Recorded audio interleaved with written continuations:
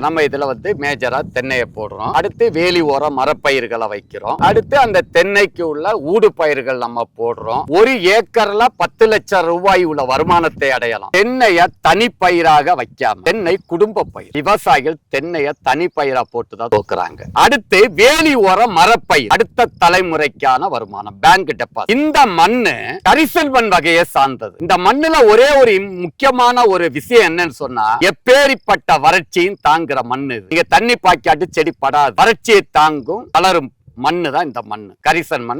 English இதுக்கு பேர் laterite soil. அப்ப வேலி ஓரம் நீங்க தேக்கு, மகோகனி, ஆப்பிரிக்கன் தேக்கு, கருங்காலி, வெள்ள சந்தனம், செம்மரம் எல்லாமே வேலி ஓரமா போட்டு விடுங்க. நம்ம பசுமை பூமியில ஆப்பிரிக்கன் தேக்கு, ரோஸ்வுட், தேங்காய், குமிழ் தேக்கு, கருங்காலி எல்லா மரக்கண்டுகளும் விவசாயிகளுக்காக சலுகை விலையில எல்லாமே குறைந்த விலையில கொடுத்துக்கிட்டு இருக்கோம்.